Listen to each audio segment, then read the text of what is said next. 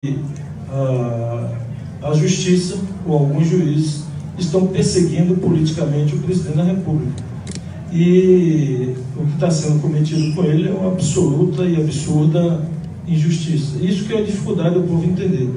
E a declaração no voto do Lula não é só na pessoa física do Lula, é o que o Lula representa.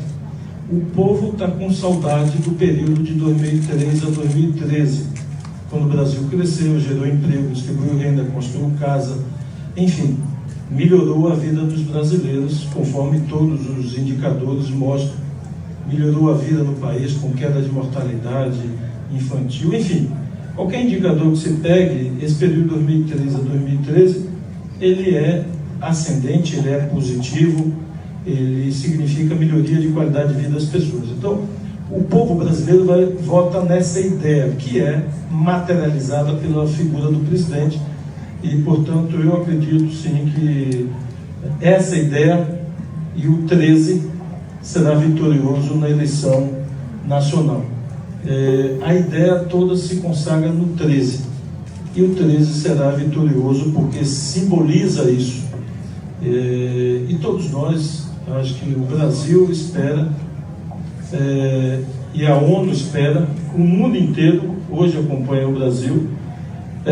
Normalmente a imprensa nacional apresentava os países que não seguiam a resolução da ONU, como o Paquistão, como outros países, como países ditatoriais, que não respeitavam os direitos humanos. Quando tinha uma resolução da ONU contra a Venezuela, contra esses países, a imprensa nacional sempre botou esses países como países à margem da lei e à margem do respeito do direito internacional. Agora o Brasil está diante de uma situação. Vai seguir ou não vai seguir uma resolução da ONU? O Brasil vai virar republiqueta de banana de quinta categoria? Essa pergunta que eu diria que o mundo espera a resposta. Que país nós queremos ser? Um país que não respeita a resolução da ONU? É esse país que nós queremos construir? Ou queremos ser um país que respeita e segue os parâmetros e as determinações da ONU? Porque, caso contrário, nós estamos nos igualando com aqueles que jogam as resoluções da ONU na lata do lixo. Isso não são democracias sólidas, não são estados de direito pleno. E eu espero com isso que a gente possa garantir o direito do Lula a ser presidente. E eu tenho plena confiança de que nós vamos ganhar a eleição no Brasil. E eu diria que até eu estou mais otimista hoje do que eu entrei na campanha. Ao ver as pesquisas de outros estados, eu estou surpreso, porque até então muita gente falava do Nordeste. Eu vejo o resultado da pesquisa de Santa Catarina, vejo o resultado do Rio Grande do Sul, independente de quem está na frente por alguns pontos a mais ou a menos, mas a gente percebe o Brasil inteiro reagindo a esse estado de coisa que está vivendo o nosso país. E vejo que o que seria natural, por exemplo, de candidatos que são naturais de seus estados, eventualmente não estão decolando e estão atrás do presidente Lula ou atrás de outros candidatos. Isso é uma demonstração muito clara da vontade do povo, na minha opinião. Como disse que o nosso senador também, Jacques Wagner. Não posso assumir as suas palavras. Vamos lá, Não, é porque eu acho que é isso que o Rui falou, que a Haddad falou. Eu até tenho dificuldade de entender quando é que quem está engendrando todo esse plano vai compreender que o plano está dando e vai dar e já deu errado. Porque, na verdade, a transferência, se ela for necessária, eu espero que não seja, ela aumenta a cada dia que o Lula está preso. As pessoas estão com saudades do Brasil que viveram e as pessoas não se afeiçoam à injustiça e à perseguição. Então, na minha opinião, só está dando errado. Só faltava ter um pouco de humildade. Quer dizer, erramos. Solta o cara e deixa o cara mesmo fazer o que o Brasil precisa. Um veículo local agora. Eu vou priorizar as mulheres. Eu sei que tem Mauro e Matheus. Mas...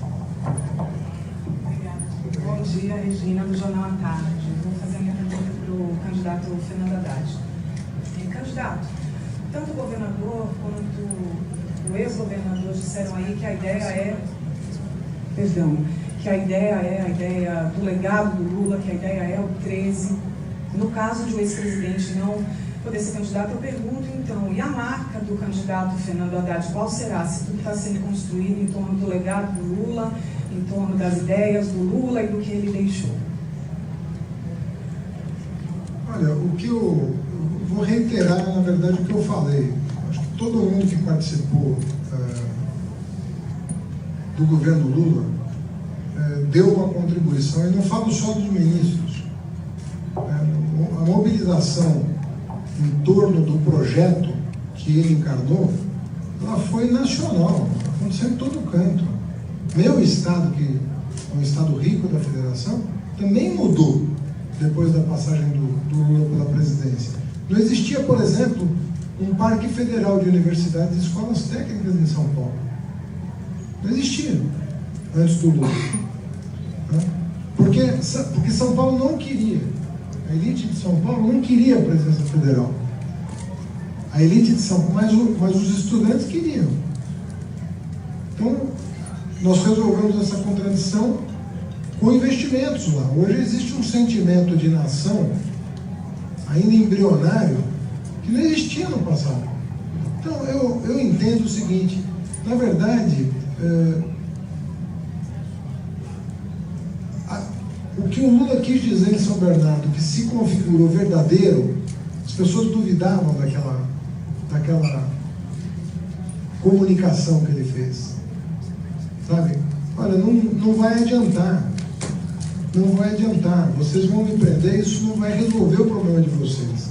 Vocês não vão conseguir aprisionar o desejo das pessoas de se desenvolver, o desejo das pessoas de buscar o progresso.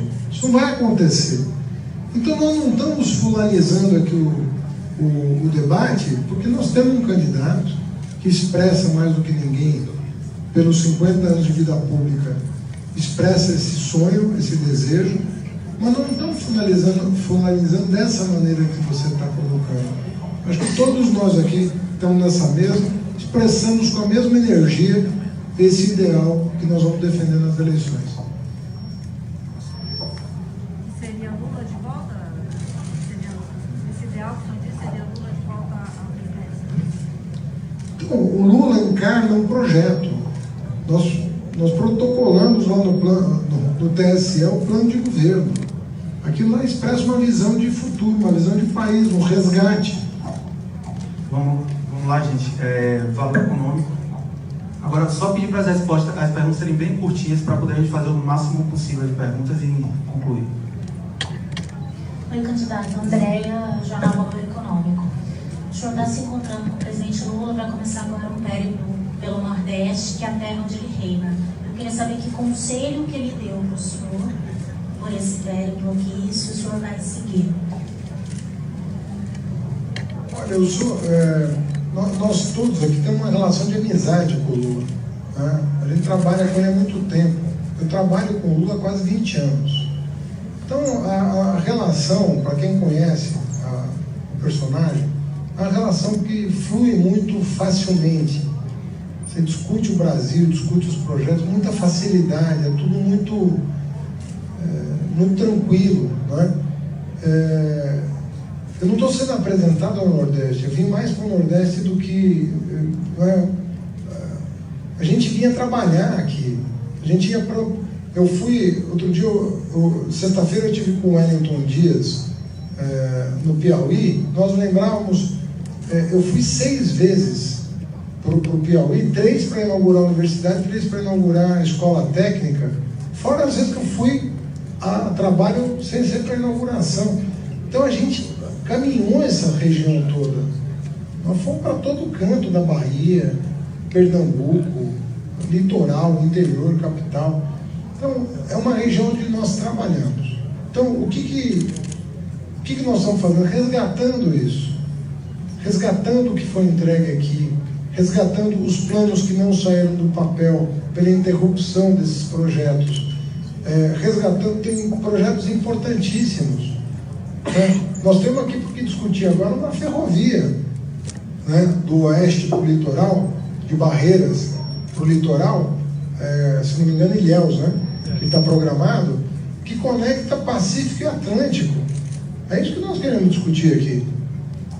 Entende? Não estamos só discutindo voto, eleição. A gente vem aqui com um propósito. Nós vamos resgatar isso. Os chineses já investiram muito dinheiro nessa ferrovia. Está chegando aqui pelo Tocantins. Tem uma decisão a ser tomada. Nós vamos desenvolver a Bahia com essa ferrovia, que integra toda a região da expansão agropecuária aqui do meio norte para o litoral. Essa é a discussão que nós temos que fazer. Retomar os projetos, retomar a iniciativa de investir, acabar com esse teto de gasto para voltar a ter investimento público no país. Do jeito que nós estamos, nós vamos zerar investimento público, federal sobretudo. Não vai ter recurso para nada. E aí você não gera emprego, aí você não retoma a economia, aí você não resolve o déficit público também. Porque não existe como resolver o déficit público sem investimento. Uma coisa é cortar custeio, fazer ajuste em contrato, outra coisa é você parar de investir. Alguém consegue pagar o que deve parando de investir? Qual é o milagre? Não tem como. Então nós temos que retomar a obra, não permitir a obra parada. O senhor está preparado para o calor humano daqui? O senhor vai abraçar, apertar a mão e fazer selfie? Beijar e cheirar. Essa é a parte boa da política. A parte essa parte boa, o contato com as pessoas. Mas você tem que prometer coisas que você vai cumprir, né, para essas pessoas, porque senão você vai perder os beijos e abraços em seguida. Então tem que ter compromisso com o que você fala, com o que você propõe. Vamos lá, gente. Por conta do horário, a gente vai fazer mais uma local e uma nacional. Mauro ali. Candidato, bom dia.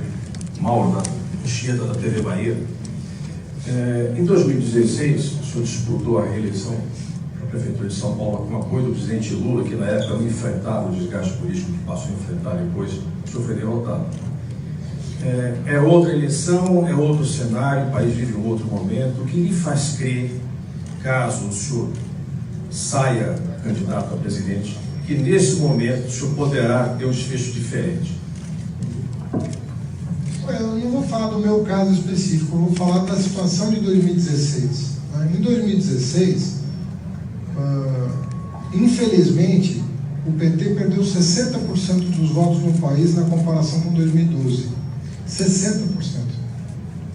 Por que isso aconteceu?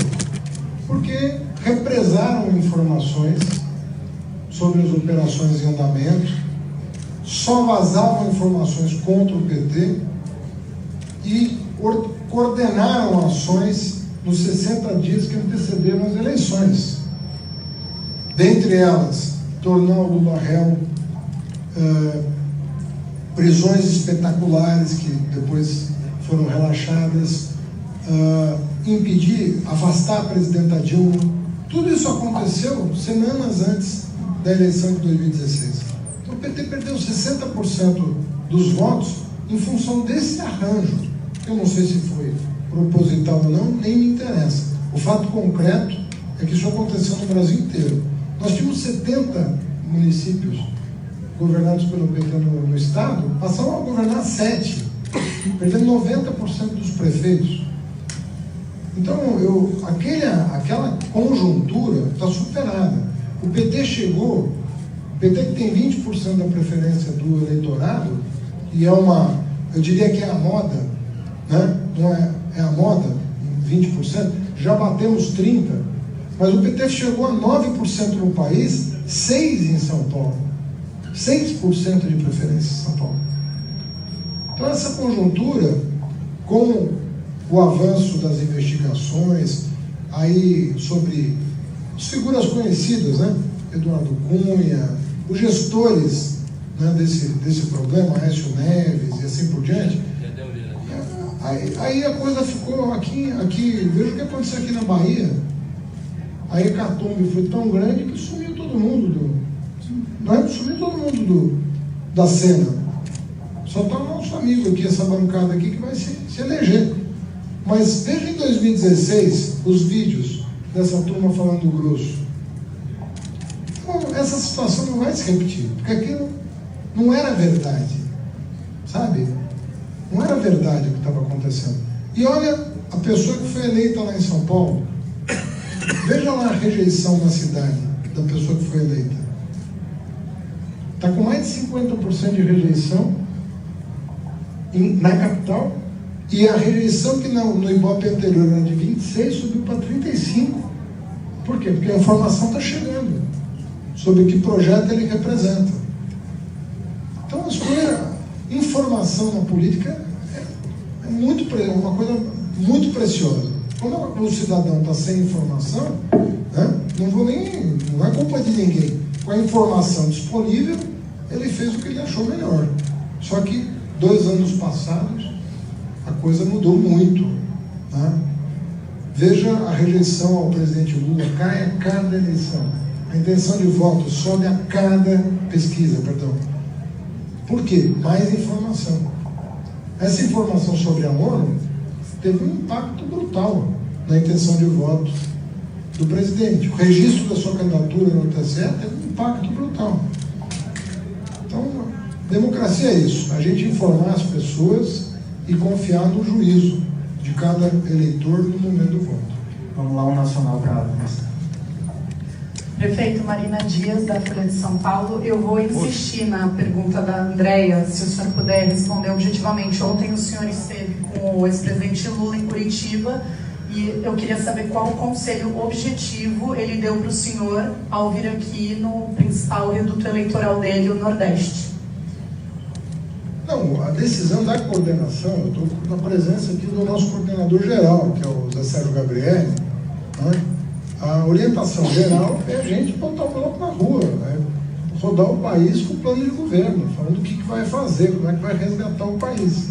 Que é uma obviedade. Você tem um plano de governo que foi feito a centenas de mãos, milhares de mãos, consistente, protocolado, que na nossa opinião resgata a soberania nacional e a soberania popular. Tem que fazer chegar essa mensagem em todo canto.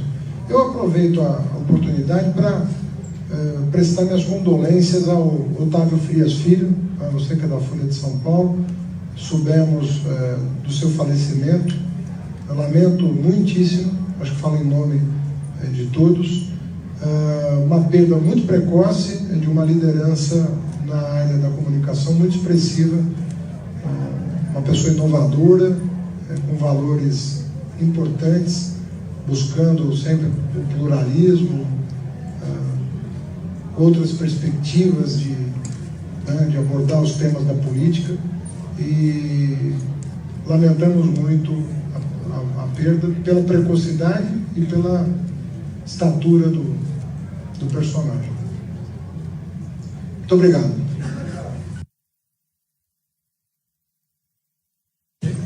Obrigado, gente. Obrigado.